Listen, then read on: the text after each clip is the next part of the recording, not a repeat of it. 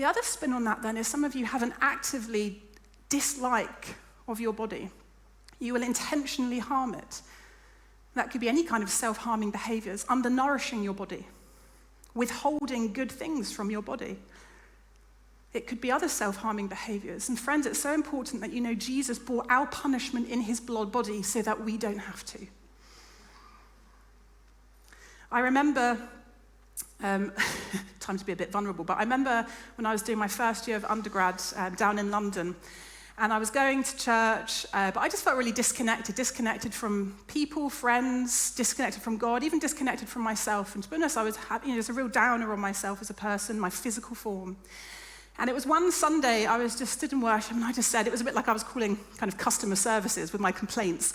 God, why did you do this? I got all these questions. And to be honest, the biggest one, it's going to sound incredibly vain, but the biggest one was, God, why did you give me this nose? Now, you're going to look at my nose. I'm aware that I've just brought that on myself. But for me, at that point, if I'm really honest, that was a stumbling block because I put so much meaning on how my nose looked. Oh, God, if it was a bit smaller, if my nostrils weren't so large, all this stuff. And it was a stumbling block for me, and it made me disgruntled. God, why did you make my physical body like this?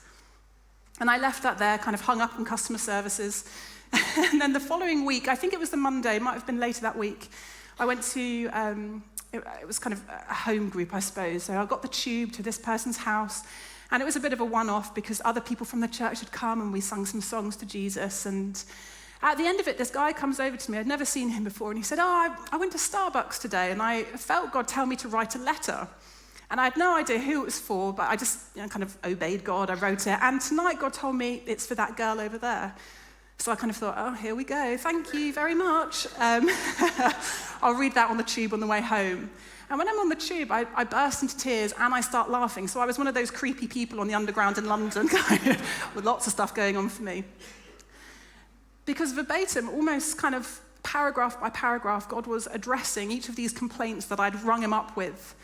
And the thing that really hit me the hardest was this line, and it just said, do you know that God likes your nose?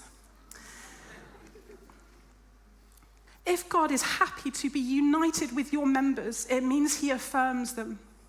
It means he likes the skin that you are in. He has made you. Psalm 139 says, I have knitted you together in your mother's womb. It's not an accident that you've got this DNA and whoa, this has come out. No, friends, God has put you in the flesh for such a purpose. You have been designed for a reason. And some of you need to make peace with the skin that you are in.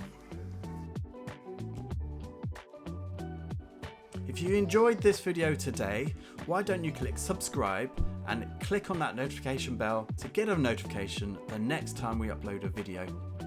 And if you're new or you've been coming to the C3 Church for a little while now, why don't you find out what your next step might be in the journey of faith?